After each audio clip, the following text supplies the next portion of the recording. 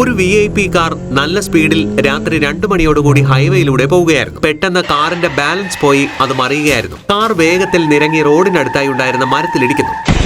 മരത്തിലിടിച്ചതോടെ car പൂർണ്ണമായും തകരുന്നു. Car തല തിരിഞ്ഞു കിടക്കുന്നു. ലോജിക്കൽ ആർമി, ഈ കാറിന്റെ ബാലൻസ് എങ്ങനെയാണ് പോയതെന്ന് നിങ്ങൾക്ക് പറയുവാൻ സാധിക്കുമോ? ചിന്തിക്കൂ.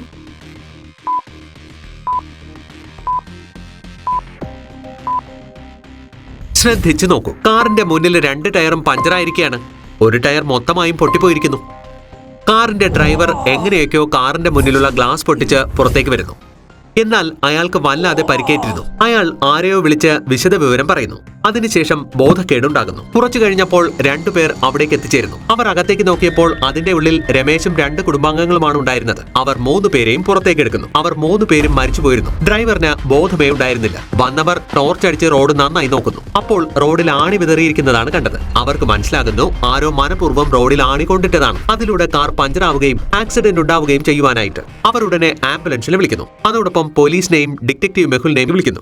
മെഹുലും മാലിയയും പെട്ടെന്ന് തന്നെ അവിടേക്ക് എത്തിച്ചേരുന്നു. ഇതുവരെ പോലീസ് എത്തിയിട്ടില്ല. പോലീസ് വീണ്ടും ലേറ്റ് ആണ്. മെഹുൽ അവിടെയുള്ള എല്ലാ സാധനങ്ങളും നോക്കുന്നു. ഓ നോ, ഇവിടെ വീണ്ടും ആക്സിഡന്റ് ഉണ്ടാകുവാൻ സാധ്യതയുണ്ട്. ലോജിക്കൽ ആർമി, ഇവിടെ വീണ്ടും ആക്സിഡന്റ് ഉണ്ടാകുമെന്ന് മെഹുലിന് എന്തുകൊണ്ടാണ് തോന്നിയത്? ചിന്തിക്കൂ.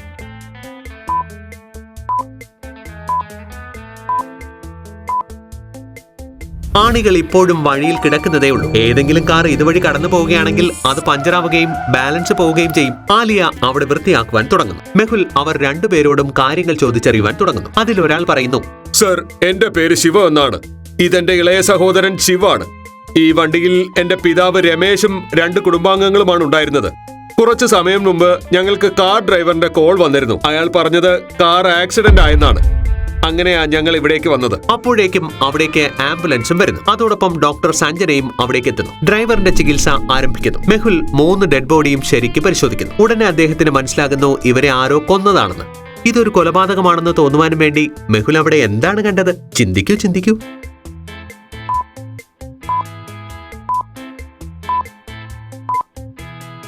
ശ്രദ്ധിച്ചു നോക്കൂ. 3 പേരുടെയും കഴുത്തിൽ ഒരേപോലത്തെ അടയാളമാണ്. ആക്സിഡന്റിന് ശേഷം 3 പേരുടെയും കഴുത്തിൽ ഒരേപോലത്തെ അടയാളം എങ്ങനെയാണ് ഉണ്ടാകുന്നത്? അതിനർത്ഥം ആക്സിഡന്റ് ആകുന്നതിന് മുൻപ് ആരോ ഇവർക്ക് ഇഞ്ചക്ഷൻ കൊടുത്തു എന്നാണ്. സത്യമായി പറയുക, നിങ്ങളുടെ കുടുംബക്കാരുമായോ അല്ലെങ്കിൽ മറ്റാരുമായോ നിങ്ങളുടെ പിതാവിന് വഴക്കോ വിരോധമോ അങ്ങനെ വല്ലതുമുണ്ടോ? സർ, ഇന്ദിരാ വിഹാർ കോളനിയിൽ ജഗന്നാഥ് എന്ന പേരിൽ ഒരു വലിയ ഡീലറുണ്ട്. പിതാവും അദ്ദേഹവും തമ്മിൽ എപ്പോഴും വഴക്കിടാറുണ്ട്. എന്തെന്നാൽ അദ്ദേഹം ഞങ്ങളുടെ പിതാവിന്റെ കമ്പനിയിലെ പാർട്ട്ണറാണ്. എപ്പോഴും പണം സംബന്ധിച്ച വാക്ക് തർക്കങ്ങൾ ഉണ്ടാകാറുണ്ട്. നേരം വെളുക്കുമ്പോൾ തന്നെ ജഗന്നാഥിനെ ചോദ്യം ചെയ്യേണ്ടതുണ്ട്. മെഹുൽ ശിവത്തിന്റെ കയ്യിൽ നിന്നും അയാളുടെ അഡ്രസ്സും മൊബൈൽ നമ്പറും വാങ്ങിയിട്ട് ഡോക്ടർ സഞ്ജനയുടെ ലാബിലേക്ക് പോകുന്നു. കുറച്ചു കഴിഞ്ഞതും ഡോക്ടർ സഞ്ജനയും ആലിയയും മെഹുലും ലാബിലേക്ക് എത്തിച്ചേരുന്നു. ലാബിന്റെ വാതിൽ ഒരു ലോജിക്കൽ പാസ്വേഡ് ഉപയോഗിച്ച് പൂട്ടിയിരിക്കുകയാണ്. തോക്ക്, അമ്പും വില്ല്, വാള്, ഒരു ഹാൻഡ് ഗ്രനേഡ്. ഇത് 4ലും ഏതാണ് ഓടുവണ്ട ഔട്ടെന്ന് പറയൂ ലോജിക്കൽ ആർമി. നല്ലവണ്ണം ചിന്തിക്കൂ.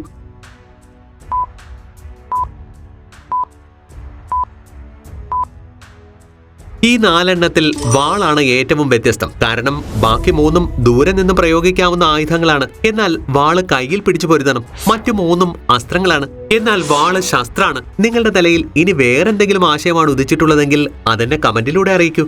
മെഹുൽ 3ആം നമ്പർ ബട്ടൺ പ്രസ് ചെയ്യുന്നു. 3 പേരും അകത്തേക്ക് പോകുന്നു. നിങ്ങൾ വളരെ സ്മാർട്ടാണ്. എത്ര പെട്ടെന്നാ സോൾവ് ചെയ്തത്?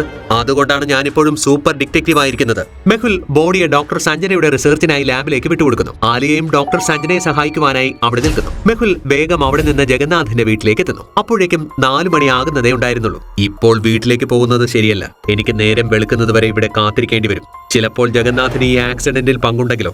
അങ്ങനെയാണെങ്കിൽ അയാൾ വീട് വിട്ട് ഒളിച്ചോടുവാൻ ശ്രമിക്കും. കുറച്ചു നേരം ഒന്ന് ഉറങ്ങിയേക്കാം. മെഹുൽ കാറിന്റെ ക്യാമറ ജഗന്നാഥിന്റെ വീട്ടിലേക്ക് തിരിച്ചു വെച്ചിട്ട് കാറിനകത്തിരുന്ന് ഉറങ്ങുന്നു. നേരം വെളുത്ത് 7 മണിക്ക് മെഹുൽ ഉറക്കമുണരുന്നു. മെഹുൽ ഉടൻ തന്നെ ജഗന്നാഥിന്റെ വീട്ടിലേക്ക് പോകുന്നു. ആ സമയത്ത് ജഗന്നാഥ് ചായ കുടിച്ചുകൊണ്ട് പത്രം വായിക്കുകയായിരുന്നു. രമേഷിന്റെയും കുടുംബത്തിന്റെയും മരണത്തെക്കുറിച്ച് കുറച്ച് കാര്യങ്ങൾ ചോദിച്ചറിയാനുണ്ട്. അപ്പോൾ ജഗന്നാഥ് പറയുന്നു, സർ, ഈ ആക്സിഡന്റിനെ കുറിച്ച് എനിക്ക് ഒന്നും തന്നെ അറിയില്ല. ഞാനും രമേശും തമ്മിൽ വാക്ക് തർക്കങ്ങൾ ഉണ്ടാകാറുണ്ട്. എന്നാൽ ഞാൻ അദ്ദേഹത്തെ കൊന്നിട്ടില്ല. ജഗന്നാഥ് കള്ളം പറയുകയാണെന്ന് മെഹുലിന് ഉടൻ തന്നെ ബോധ്യപ്പെടുന്നു. ലോജിക്കൽ ആർമി, മെഹുലിന് എന്തുകൊണ്ടാണ് അങ്ങനെ തോന്നിയത്? ചിന്തിക്കൂ.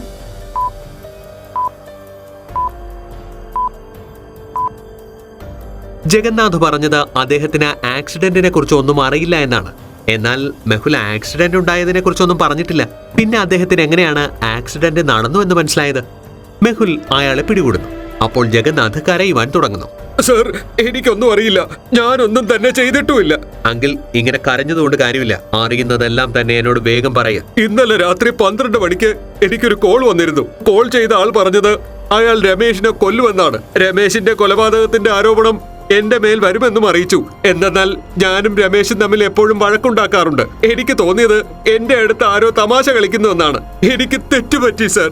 ജഗന്നാഥ് അങ്കിൾ പറയുന്നത് ശരിയാണെങ്കിൽ കൊലയാളി മറ്റാരോ ആണ്. ഇന്നലെ വിളിച്ചെന്ന് പറയുന്ന ആളിന്റെ നമ്പർ ജഗന്നാഥിൽ നിന്നും മെഹുൽ വാങ്ങുന്നു. എന്നിട്ട് അതിനെ ട്രേസ് ചെയ്യുന്നു. ആ സമയം ഈ നമ്പറിന്റെ ലൊക്കേഷൻ ശിവം പ്രോപ്പർട്ടി ഡീലർ എന്നാണ് കാണിച്ചത്. ശിവം പ്രോപ്പർട്ടി ഡീലർ? അത് ഞങ്ങളുടെ കമ്പനിയാണ്. അതിനർത്ഥം നിങ്ങളുടെ കമ്പനിയിലെ ഒരാളാണ് ഈ കൊലപാതകം നടത്തിയിരിക്കുന്നതെന്നാണ്. മെഹുൽ ഉടൻ തന്നെ തന്റെ കാറിൽ കയറി ശിവം പ്രോപ്പർട്ടി ഡീലർ കമ്പനിയിലേക്ക് പോകുന്നു. ജഗന്നാഥിന്റെ വീട്ടിൽ നിന്ന് കമ്പനിയിലേക്ക് പോകുവാൻ 3 വഴികളാണ് ഉണ്ടായിരുന്നത്. ആദ്യത്തെ വഴി റെയിൽവേ പാളത്തിലൂടെയുള്ളതാണ്. ഈ വഴി കമ്പനിയിൽ എത്തുന്നതിന് 30 മിനിറ്റ് എടുക്കും. പക്ഷേ 14 മിനിറ്റിനുള്ളിൽ അതുവഴി ഒരു ട്രെയിൻ കടന്നു പോകും. മെഹുൽ 1-2 മിനിറ്റ് ലേറ്റായാൽ അവിടെ കാത്തു നിൽക്കേണ്ടതായും വരും. രണ്ടാമത്തെ വഴി മെട്രോയിലൂടെയുള്ളതാണ്. അതുവഴി ട്രാഫിക് കൂടുതലായതുകൊണ്ട് 45 മിനിറ്റ് എടുക്കും. മൂന്നാമത്തെ വഴി ഇത്തിരി ദൂരം കൂടുതലുള്ളതാണ്. 50 മിനിറ്റ് എങ്കിലും എടുക്കും. നിങ്ങൾ ചിന്തിച്ചിട്ട് എന്നോട് പറയൂ, മെഹുൽ ഏത് വഴിയായിരിക്കും തിരഞ്ഞെടുക്കുക?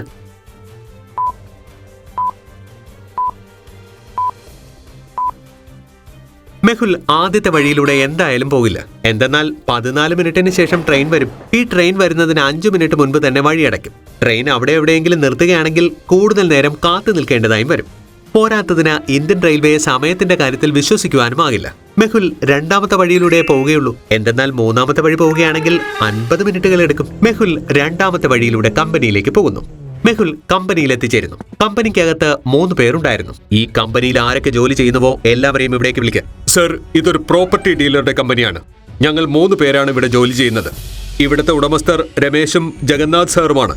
കുറച്ചു കഴിയുമ്പോൾ രമേശ് സാർ ഇങ്ങോട്ടേക്ക് വരും. രമേശ് സാർ ഇനി ഒരിക്കലും ഇങ്ങോട്ടേക്ക് വരില്ല. ഇന്നലെ രാത്രി അദ്ദേഹത്തിന് ആരോ കൊന്നിരിക്കുന്നു. ഹേയ് ഭഗവാൻ, ഞങ്ങളുടെ രമേശ് സാർ ഒരു നല്ല മനുഷ്യനായിരുന്നു.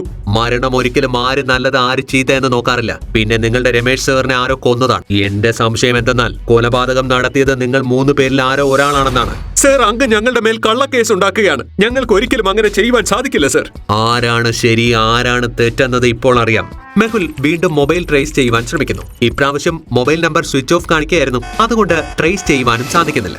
എനിക്ക് തോന്നുന്നത് മനഃപൂർവ്വം മൊബൈൽ ഓഫ് ചെയ്തു വെച്ചിരിക്കുകയാണെന്നാണ്. അതിനുശേഷം മെഹുൽ ആ 3 പേരെയും ചോദ്യം ചെയ്യുന്നു. മാനേജർ പറയുന്നു, സർ, ഞാൻ ഇന്നലെ എന്റെ ശേഷക്കാരൻ രോഹന്റെ കല്യാണത്തിന് പോയിരിക്കുകയായിരുന്നു. ഇത് നോക്കൂ സർ, മാരേജ് ഹൗസിന്റെ പുറത്തുള്ള ഫോട്ടോ. കമ്പനിയിലെ രണ്ടാമൻ പറയുന്നു, സർ, ഇന്നലെ രാത്രി ഞാൻ ഞങ്ങളുടെ സ്ട്രീറ്റിൽ പാർട്ടിയിലായിരുന്നു.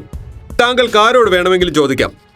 മൂന്നാമൻ പറഞ്ഞു, ഇന്നലെ രാത്രി ഞാൻ എന്റെ ഭാര്യയുടെ ബർത്ത്ഡേ ആഘോഷിക്കുവാനായി ഹോട്ടലിലേക്ക് പോയിരുന്നു സർ. ഇത് നോക്കൂ, അവിടുത്തെ ഫോട്ടോകൾ.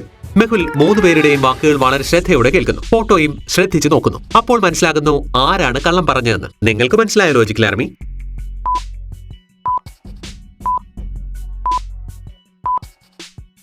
ഇവിടെ മാനേജറാണ് കള്ളം പറയുന്നത്. മാനേജർ പറഞ്ഞത് തന്റെ ശേഷക്കാരൻ രോഹന്റെ കല്യാണത്തിന് പോയെന്നാണ്. എന്നാൽ ഫോട്ടോയിൽ ഹാപ്പി ബർത്ത്ഡേ രോഹൻ എന്നാണ് എഴുതിയിരിക്കുന്നത്. മാനേജർ കള്ളം പറയുകയാണ്. മെഹുൽ അയാളെ പിടികൂടുന്നു. കൂടുതൽ ചോദ്യം ചെയ്യുമ്പോൾ മാനേജർ പറയുന്നു, സർ, ഞാൻ വിചാരിച്ചത് രമേശ് സാറിനെ കൊന്നാൽ കൊലപാതകം ജഗന്നാഥൻ സാറിലേക്ക് പോകും. എനിക്ക് കമ്പനിയുടെ മുതലാളിയുമാകാം. അതുകൊണ്ടാണ് ഞാൻ റോഡിൽ ആണികളിട്ടത്. വണ്ടി മറിഞ്ഞപ്പോൾ ഞാൻ അവർക്ക് വിഷം നിറച്ച ഇഞ്ചക്ഷനും കൊടുത്തു. നീ അത്യാഗ്രഹം മൂത്ത് 3 പേരെ കൊന്നിരിക്കുകയാണ്. ഇനി ജയിലിൽ പോയി നിന്റെ കമ്പനി ഉണ്ടാക്ക്. Case solved. Detective Mehul rocks.